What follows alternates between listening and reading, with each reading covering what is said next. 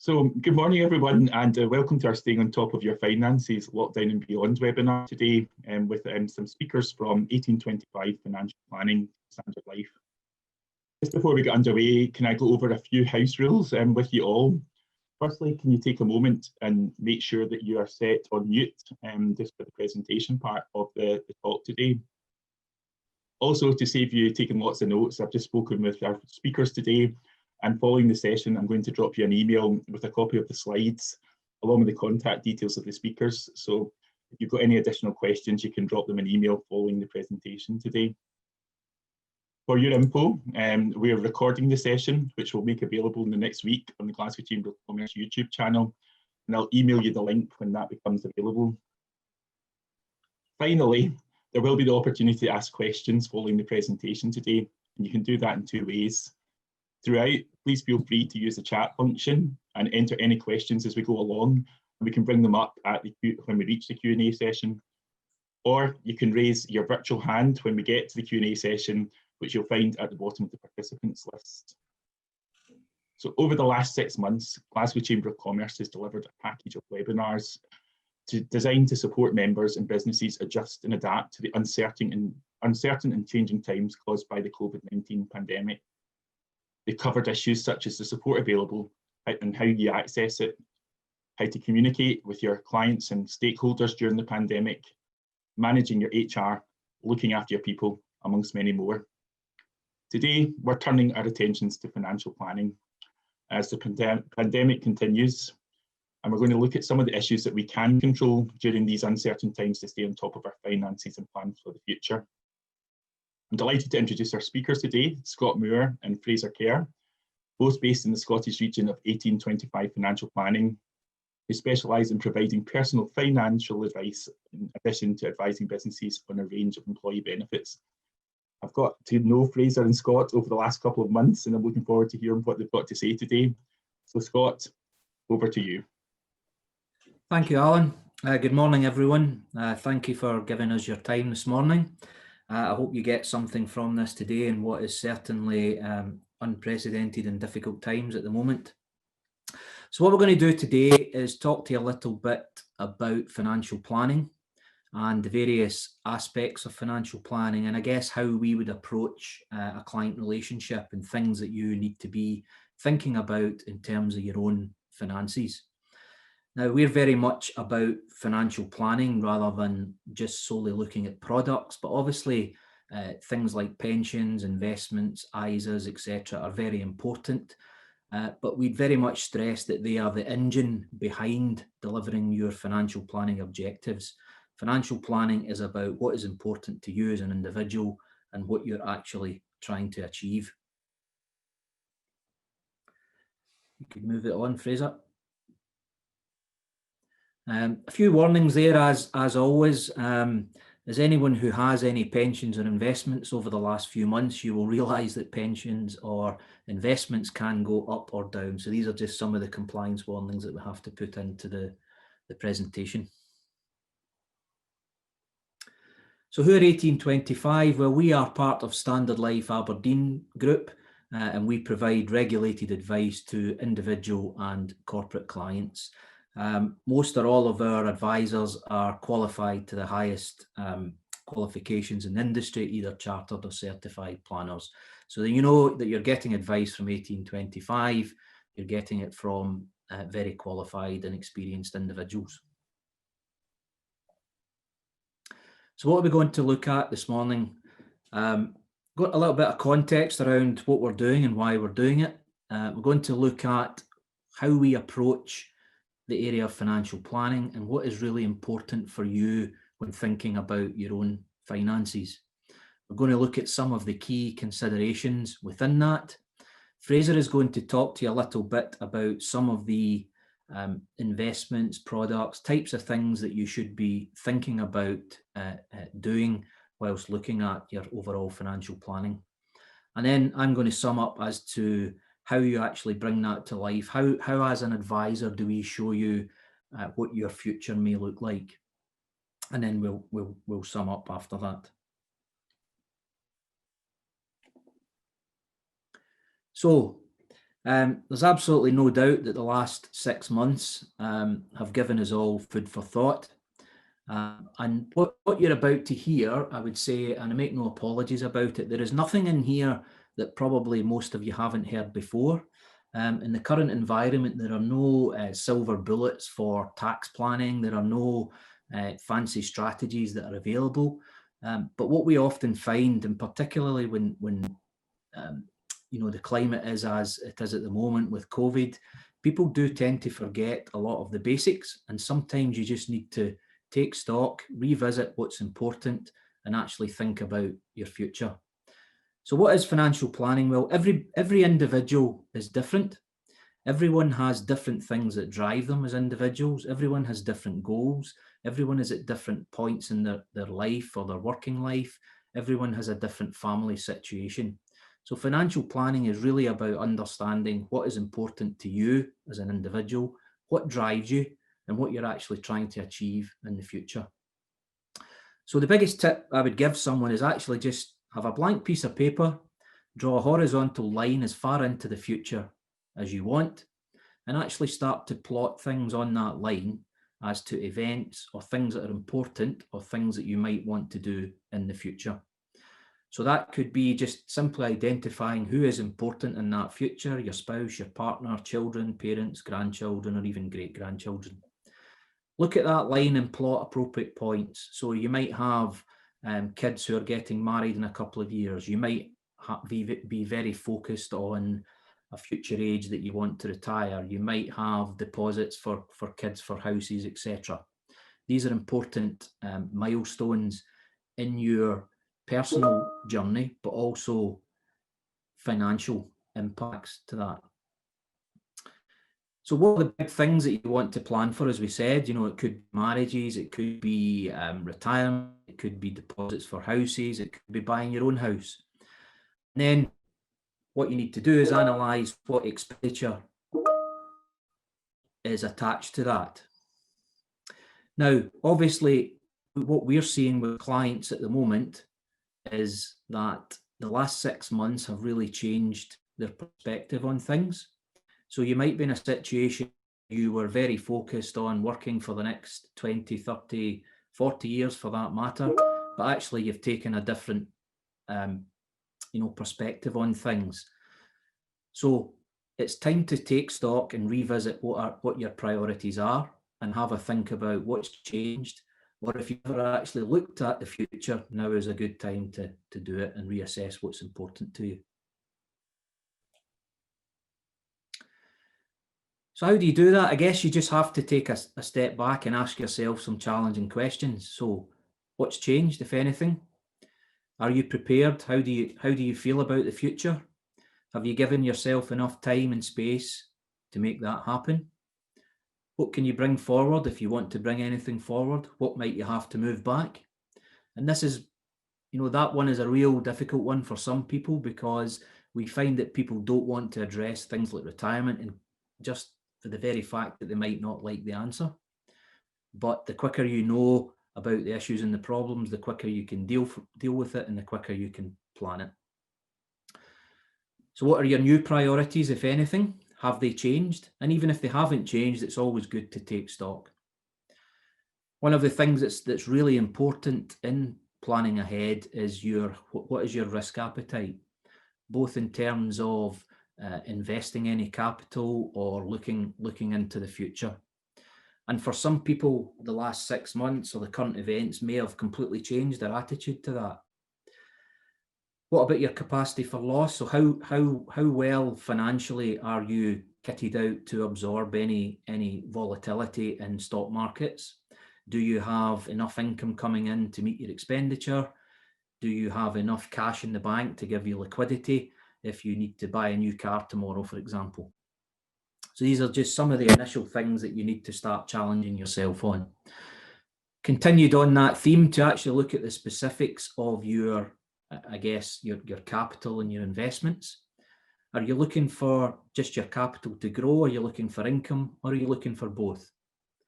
Are you taking a prudent level of income from any pensions? Are you already retired? Are you close to retirement? How does that income work? Do you need to reassess that? Are you actually eating into capital? Are you spending more that's coming in and reducing its value? And then you start to look at the actual products and the mechanics of your plan. So are your investments performing? Are they in the right place? How is your pension doing? Is it on track? When was the last time you checked it?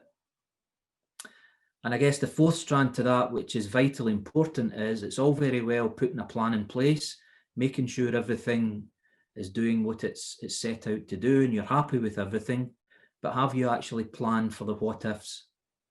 What if you fall ill? What if you suffer serious illness? Or unfortunately, what if you die? And we'll talk a little bit more about that in the future. And one of the many things that people forget about is just to actually look at, do you have any debt?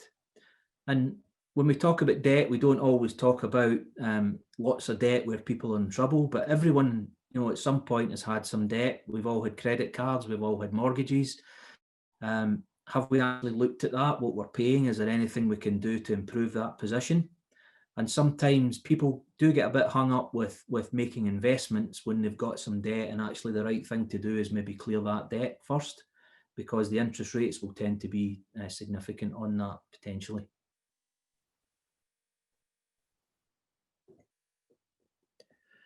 So that's just a quick overview on our interaction with clients and the type of things that we feel that you should really be focusing on just now in terms of planning for your future. So I guess just to reflect, can you actually ask yourself those questions easily, or do you need some help to do that? And not everyone knows where they want to be, but our job as advisors is to help you strategize and look forward. So I'm going to pass you over to Fraser just to look at the next part. Good morning, everyone, and just to echo Scott's sentiments as well, thanks very much for taking the time to join us this morning. I suppose really addressing the elephant in the room, Scott and I are both very aware that nobody has ever woken up in the morning and thought desperately, I need a financial plan. Today is the day that I address all of my financial concerns and look at that outright. But very much what we would always say is that time is your biggest ally with a financial plan. And a financial plan is not something that you decide upon on the Monday and then you never revisit it.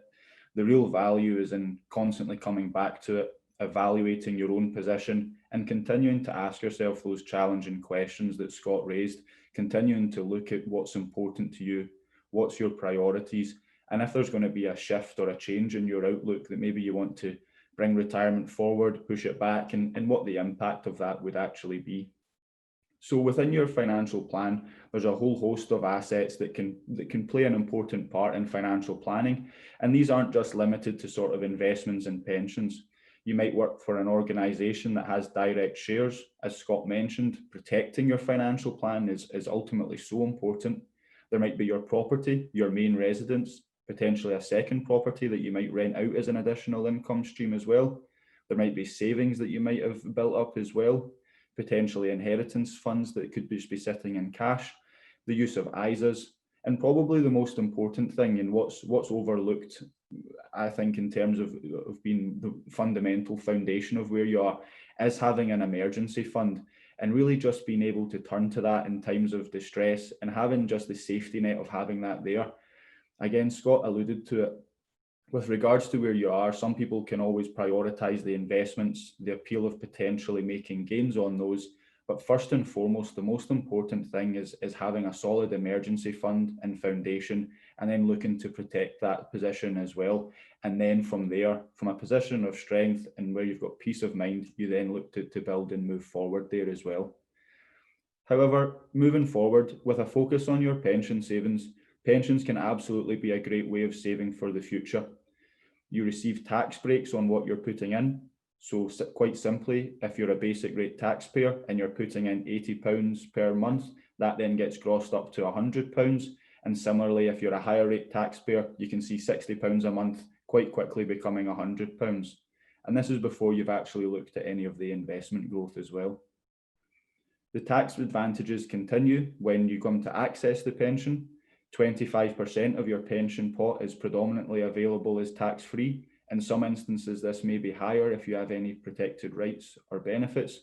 And this is why it's really important to look at your individual situation, because throughout this presentation, Scott and I are talking about general rules, but everyone's own position is very unique. Their own starting point is very individual, and it's all about trying to make sure that they are not disadvantaged in any way. After that 25%, the remaining 75% would then be taxed at a marginal income rate, and that would be through the PAYE system. So similar to how it would be with your employer.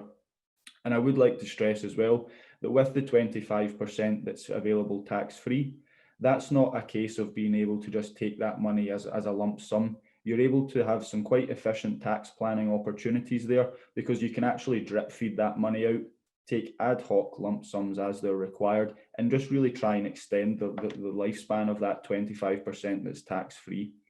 And that's all about just trying to really maximize your tax planning and retirement. But looking at actually while you're in the accumulation phase of your retirement, there is the potential for really tax efficient growth within the pension as well. And that's similar to sort of what the growth environment that you would see within a stocks and shares ISA as well, with it growing gross as well. Again, what's really important since the pension freedom legislation that came into pass in 2015 is the real benefits with the death benefits associated with your pension. So this allows you to pass money to your spouse, but also between generations upon death. And again, this is something that we can go into a lot more detail on in the Q&A section if anyone has any specific topics on this.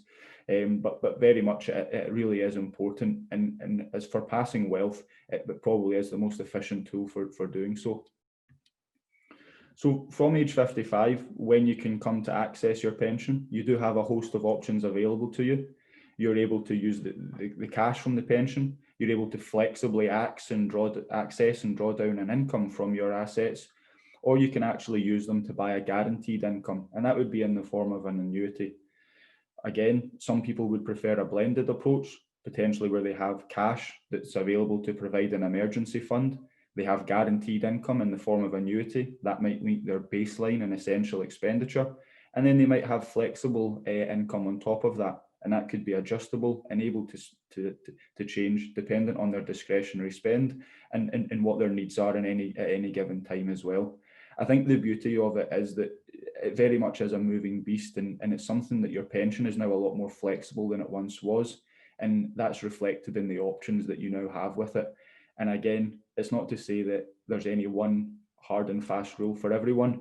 Everyone's needs are going to be very individualistic, and I really can't stress that enough, that a financial plan really does have to be tailored to the individual. One of the key changes, and probably one of the most important changes, is the death benefit options. So the most important facet with regards to your death benefit options and what the impact and the treatment of your pension is going to be is actually to do with what age it is that you pass away. So if you pass away before the age of 75, the remaining pension pot inherited by your beneficiaries will be tax-free within its entirety, as long as it's within the lifetime allowance. Whereas after the age of 75, the remaining pension pot inherited by beneficiaries will be subject to income tax, and that's at their marginal rate as well. So with that, if you were to leave your pension pot to your son and daughter, one was earning 40%, it was paying tax at 40%, and the other at 20%, they would then potentially be subject to different tax treatments on that fund as well. But again, really going forward, they have a lot of options with regards to that pension. And again, it's a very valuable asset for passing wealth between generations. They have lump sum and income options, again, similar to what you would have had when you were retiring. The death benefit nomination really is essential in supporting and making that transition for your desired outcome as smooth as possible. It's something that we would always stress with clients, and that would be a main takeaway from today, is get in touch with your pension providers and make sure that you've got your death benefit nomination made. And that's because death benefits are normally outside the state for inheritance tax purposes. So it works very much in connection with your will as well. And the trustees of the pension scheme will ensure that the benefits are paid out appropriately. Now, moving on from pension as well, there is obviously the option to use ISAs as well. And I think what we've seen, certainly over the past 24, 36 months, and increasingly so, is clients becoming frustrated with poor interest rates. And that's the case with ISAs as well. However, the benefits of using your ISA allowance is that it really does provide an incentive to encourage you to save. And even though the interest rates may be poor, certain things do give them an edge, and that's over the other ways in which you can save. So absolutely, your savings will be grown tax efficiently. You're able to access it when you require it. It can form an important part of your emergency fund. And then on the whole, your withdrawals would be tax-free as well. And there are a whole host of ISAs which can meet your needs as well, ranging from cash ISAs to stocks and shares ISAs, and also depending on what age and stage you are as well. There's also looking at sort of lifetime ISAs and new opportunities as well there as well. And again, these provide a different approach to your pension and allow and afford for the opportunity for efficient tax planning as well later in retirement. Now, definitely Scott and I absolutely appreciate and have seen firsthand that we can sit down and we can plan everything out. But as we all know, these never come to fruition. There's always bumps in the road. There's always unexpected expenditure, unexpected situations. And again, with that as well, people's outlook also changes. People might want to bring retirement forward, push it back. There might be changes. No one's seen coronavirus coming, the impact that that's had. And again, it's just so important that in reality, we continue to revisit your financial plan, continue to make sure it stays on track. And again, I really would stress it's that constant evaluation and constant catching up with your own situation. That's where the real value is added with any financial plan. And if it's something you're doing yourself, constantly do revisit it and make sure that you're just meeting your own needs in your own position going forward. So absolutely, again, Scott and I have met many different types of people across our time as financial planners. There's people, you know, we've got procrastinating Pete who thinks it's a bit of a minefield and then sticks his head in the sand. Can do better Claire, you know, absolutely thinks pension is rubbish, can maybe do better with other investments out with that. Buy to let Barb. And again, some people think that actually having bricks and mortar is something tangible, something that they can relate to, and something that they feel more in control of. So again, we see a lot of people who like to and really value having additional property. There's people like Simon who just want to say that they would just want to spend their money. They've worked hard all their life. They feel like they deserve a treat, and rightly so. There's the people who will use their pension as a top-up. They might shift into part-time work, go to reduced working hours. There's people who read about potential dangers and actually really value the peace of mind of having professional help, just to have everything as a sense check, make sure that what's actually being put in front of them is the best option for them as well. And that's probably the most likely people who are to seek advice. And then you've got people like Stan, and that's people who, again, coming back to what Scott was saying, really value the security. They don't want risk, they want guarantees. And then again, it all comes back to your individual needs. Now, something that we've kind of touched on throughout is the importance of protection. These what-if scenarios that people have in their life, and everyone's heard horror stories as well about people being in terrible situations. And again, it comes back to, you know, you protect your car with car insurance, you've got mobile phone insurance, there's home insurance, but it's so important to look at actually protecting your family. It may be a case of you having protection through your workplace with death in service, critical illness cover. It might be that you need to kind of supplement that with private protection as well. And again, everyone's needs are individualistic. You have some people who would like to take out protection in order to leave an inheritance for their family, but you also have other people who don't value that and actually think that that's not important to them. So again, it's a very individual position. But I would really stress to people not to undervalue the importance of protection. It really does underpin and secure an entire financial plan, and really that and the sort of emergency fund are so important.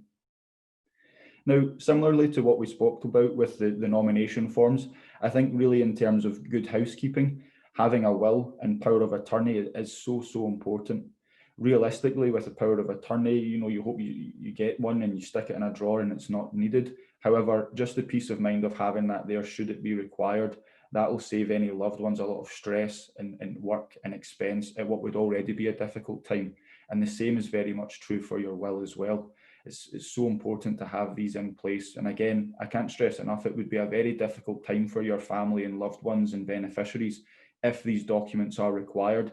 So really it is important to just make that as easy as possible for them, as well as the legal ramifications and implications of having that as well.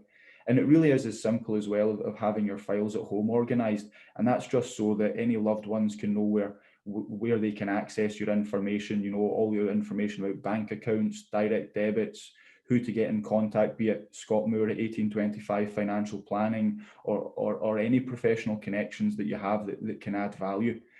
And really, I would pose the question of the risks of not taking action are quite severe in terms of the potentially missing out assets and not being able to manage your estate properly. And again, it really is such a difficult time for loved ones that you care about, and you would want to just make that as easy as possible, and that transition for them as seamless as possible as well. So that's definitely something. My main takeaways for today would be around, you know, these housekeeping items and these quick wins that you can secure, and that definitely includes the nomination form for your pensions. But moving on, Scott's going to kind of come back and talk about, again, what I've touched on with financial planning being a journey and not a destination, and really the importance of cash flow modelling in that as well. Thanks, Fraser. So I spoke at the beginning about how important actually getting a plan in place is.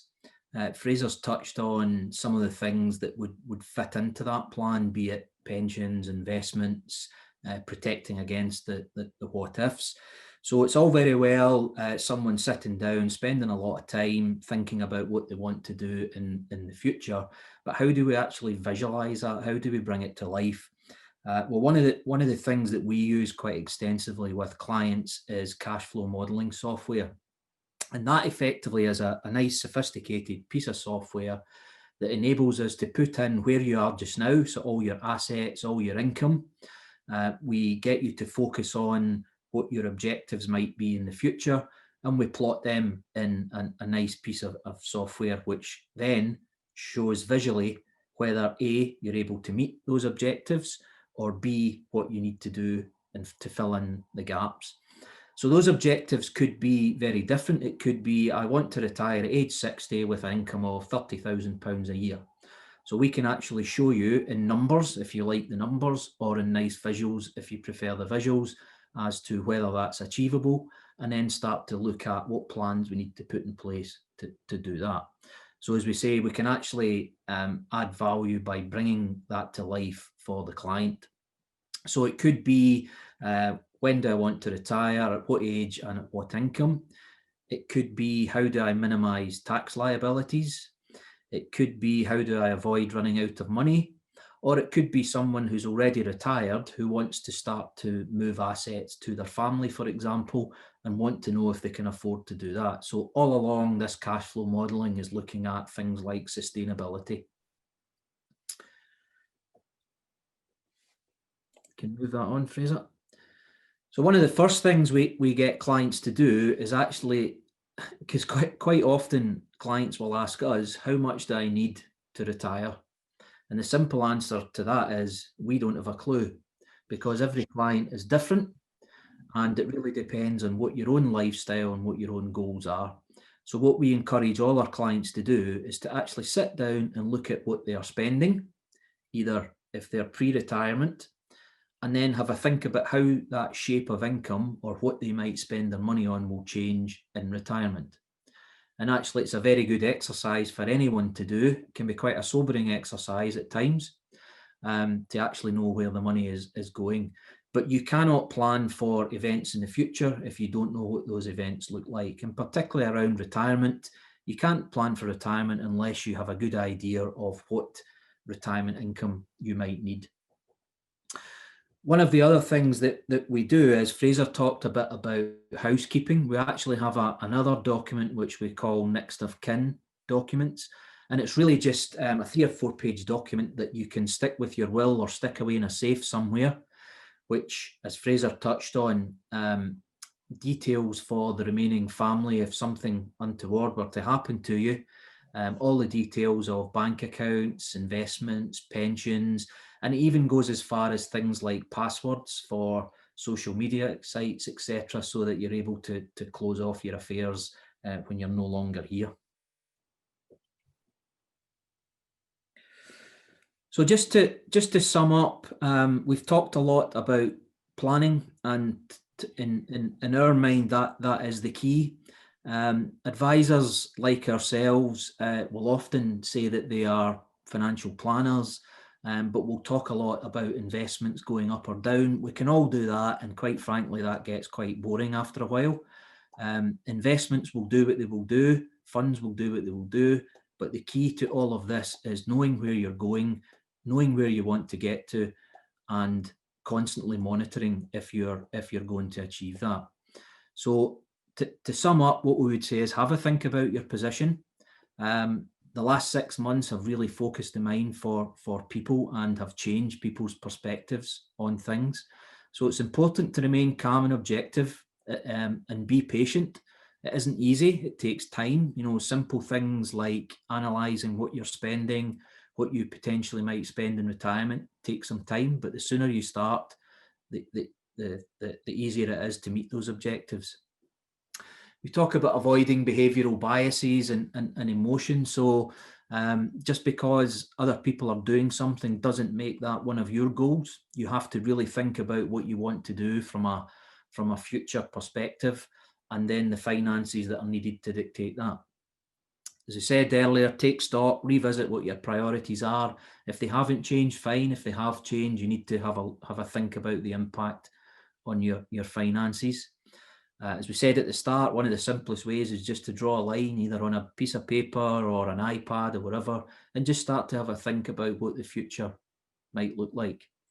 And do you need to reconsider what you're doing at the moment in light of any changing landscape, or do you need to reconsider any time horizons? Do plans need to be brought forward or pushed back? There is some independent help out there, such as PensionWise and Money Advice Service, that will give you basic generic information on issues such as pensions. Obviously, if you need any more specific help, I'd encourage you to ask questions at the end. Get in touch with us through our email addresses. Alan will provide our details when he's sending on the slides to you all. So I hope you all got something from that.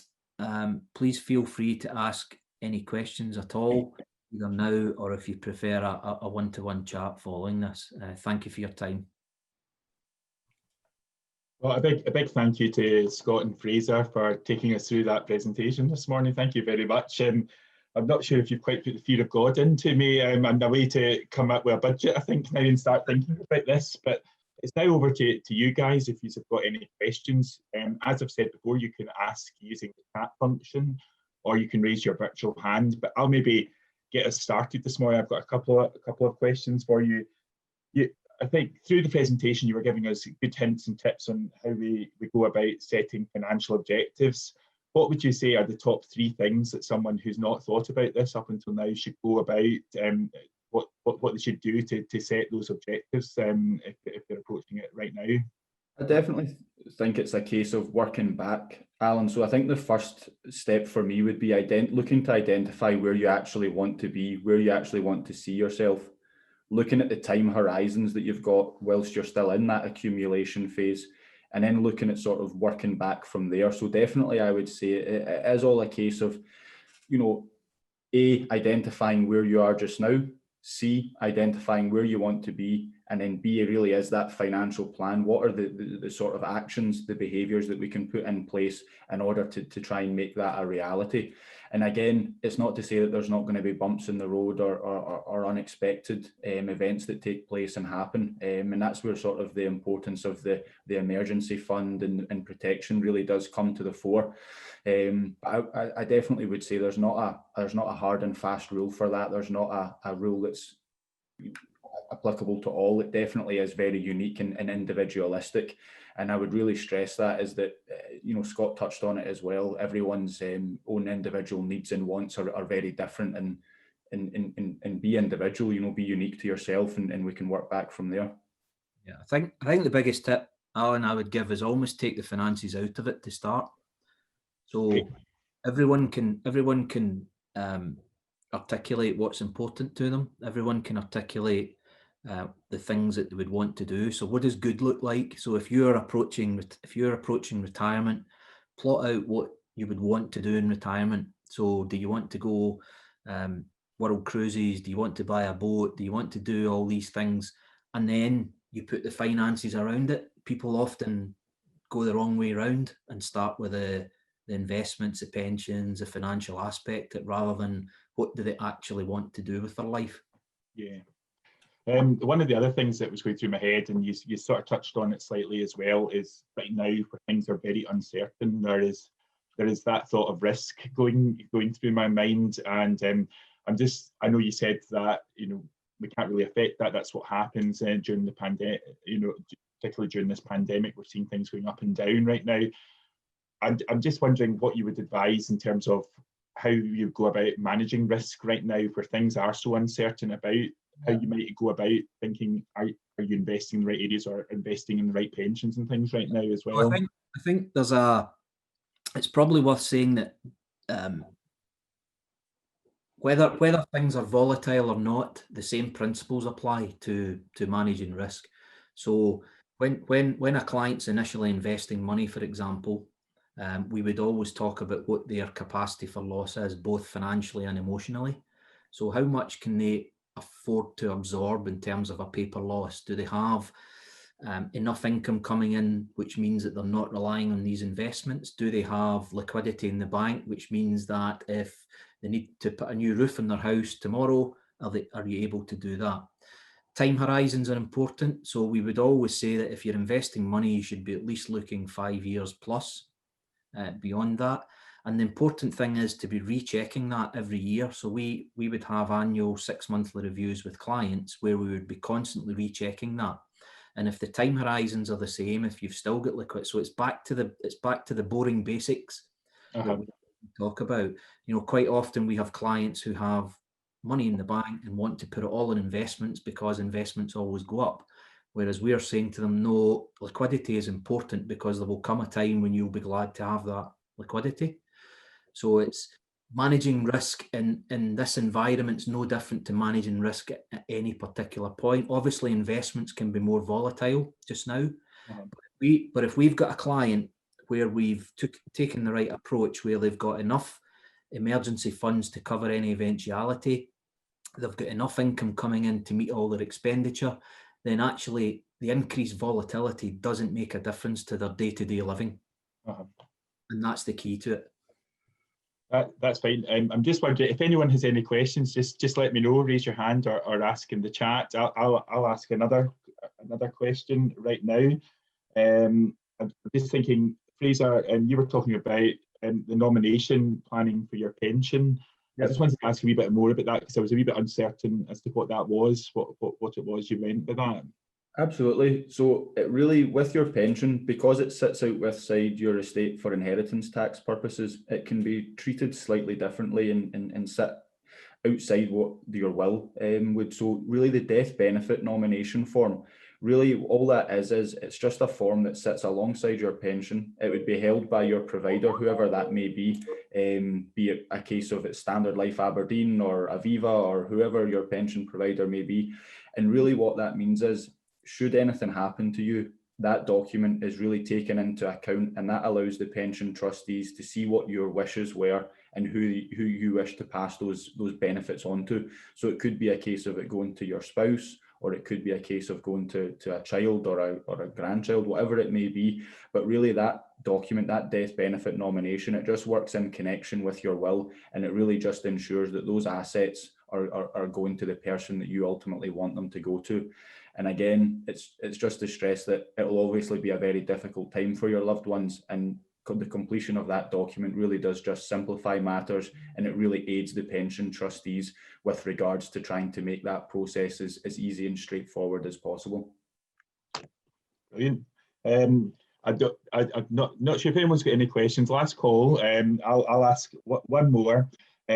Just to sort of ask around, you know, obviously pandemic has knocked a lot of us off track of where we thought we would be or where we would be going right now. How important do you think it is for individuals to get on top of their finances, particularly during this time, you know, even for their mental health and things as well? You know, what would you say are the key benefits of doing this right now? If someone was to today? Absolutely, and I would say probably one of the main things that sort of led to Scott and I reaching out to yourself, Alan, when Elaine, with regards to actually putting in place this presentation, it very much was a case of more and more we're seeing the link between money, financial well-being, and that being linked to people's individual mental well-being and the state of mind as well. And absolutely, I think the worst thing that you could do would be stick your head in the sand with regards to your finances and the position that you're in. I think meeting it head on, identifying any issues or challenges that you may have, and looking to put in place a plan to make something a reality. And again, the biggest thing that you can have is time on your side, looking to meet these issues as early on as you can, and then looking to build a plan in place going forward. It's not a case of being able to fix anything overnight, or having a financial plan will cure all woes and worries. But certainly, I think meeting it head on and actually dealing with the issues at hand is a surefire way to providing a bit more stability and a bit more security for people. And again, as you touched on, I think it's definitely linked to individuals' mental well-being as well. And the financial side of things are important, and ultimately matter a lot. Have you found, as a result of what's happened over the last 6 months, that more people are getting in touch with you guys about getting on top of this right now? Yeah, I think so. Sorry, Scott. On you go. No, I was just going to say, I think it really has been a case of it being quite a prompt for some people, potentially where they've, potentially approaching retirement and thinking that they would be able to manage it themselves, and then actually maybe thinking, this is a good example of where professional advice, having the engine of Standard Life Aberdeen driving those investments forward, and then the financial plan actually has been the individual part that's tailored and managed in line with your own individual position. They really do see the value in that. So yeah, certainly I think it is almost what I would say is the biggest takeaway for financial planning is the reassurance, peace of mind, and hopefully providing clients with clarity. And I think that that's ultimately what the main sort of goals for me are to deliver to clients. I've certainly had a couple of clients, Alan, recently who we've been planning for, potential retirement way into the future, and they've completely reassessed what they want to do now, given the last 6 months. They've got a totally different perspective on life. So a husband and wife I can think of who live in the very corporate world have decided that they're going to just go out on their own and be self-employed. The whole work lifestyle balance thing has given them new perspective. But they've came and said, right, can we afford to do this? What are the key things we need to think about here? So there's a lot of kind of changing of plans happening. Super. We have another question. I just see Elaine's raised her hand, so I'm going to pass over to Elaine. Let's unmute you, Elaine. That should be hopefully you now. Yeah, thank you very much, Fraser and Scott. We've obviously been speaking before, and as I cruise rapidly towards retirement, I just had a question. You mentioned about the investment funds. Are you seeing any change in the funds that are providing the best investment at this time? Is there a move to more ethical funds? Are people thinking a bit more clearly about where they want to put their money to see the best returns, but also support the environment, etc.? Is that an issue for people?